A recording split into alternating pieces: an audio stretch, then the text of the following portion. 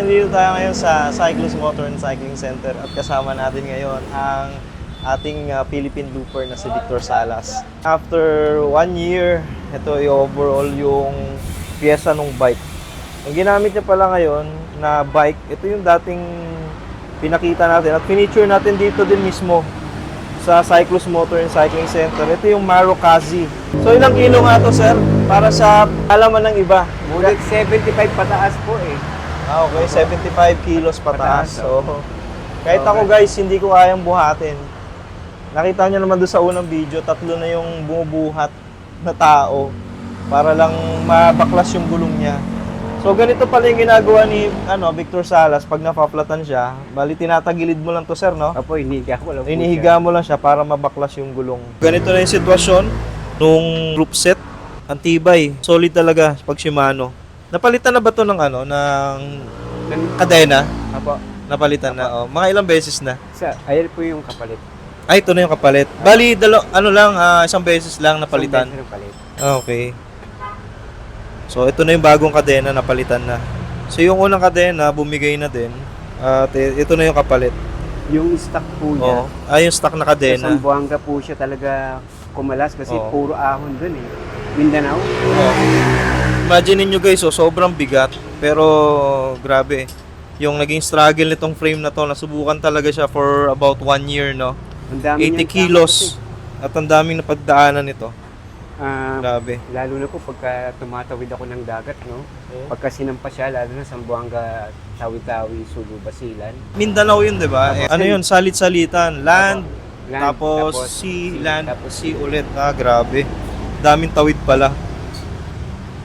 Iba pa naman talaga yung yung tubig ng dagat. Apo, When sobra. it becomes sa aluminum, di ba?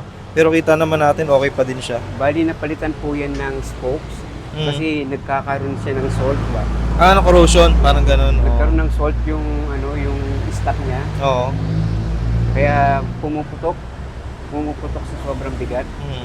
Bali yung unang spokes niya bali apat yung naputulan. Naputol. Kaya Okay. pinapalitan ko na. Grabe na din kasi guys hindi mo maalis na hindi maputulan to ng spokes dahil sobrang bigat. Almost 80 kilos yung dala-dala ni Sir Victor nung nag-Philippine loop siya. At legit naman talaga. Nabuhat mo rin, di ba? Nabuhat mo rin, di ba? Grabe, sobrang bigat talaga. Nagulat nga rin si Gir di ba, nung Opo, binuhat niya. Sabi niya, paano kaya ito mababike? So, mamaya guys, papakita ni Sir Victor kung paano niya binabike yung ganito ka bigat na bike mamaya pag nabuo na ulit to.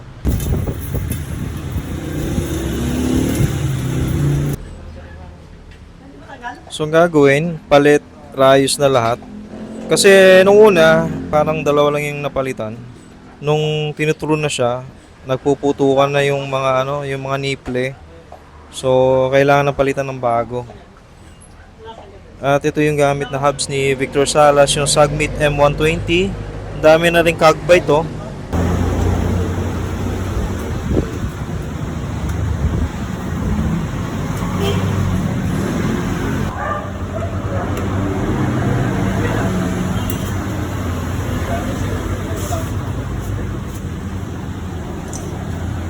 Ito po yung dinala ko na banner noon kay Maru bago ako umalis.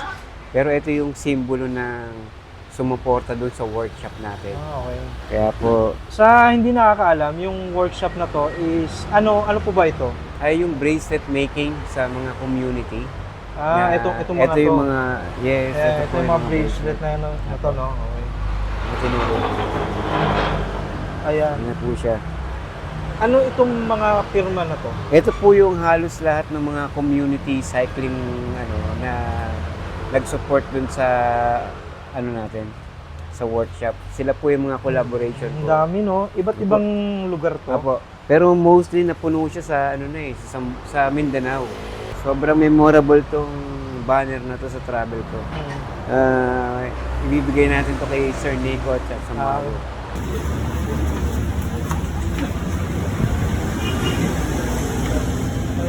Sir Victor, kasi marami nagtatanong sa akin kung paano nyo ba nararide to yung ganito kabigat na bike. Kahit ako, hirap na hirap ako pandar siya kasi parang ang galaw. Dito naman po kasi kaya may bag ako pang-stabilize nung sa harap. Okay. Pagka wala kang laman, dito sa magaang siya sobra, lumiliko. Ito naman, nakaposisyon lang ako ng kaliwang paa ko para pagka ride ko, na madali lang siyang sampahan. Okay. Ganito lang po, papakita ko po. Sige. So, ayun. Ang galing, di ba?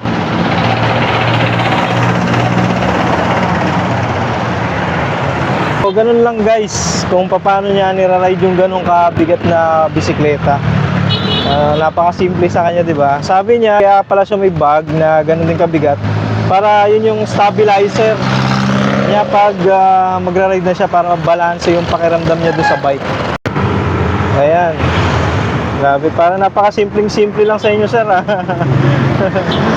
galing, ang galing. Okay. Salamat, Thank you po. Sir Victor, sa Thank muli you po, natin Sir. pagkikita. Thank you po.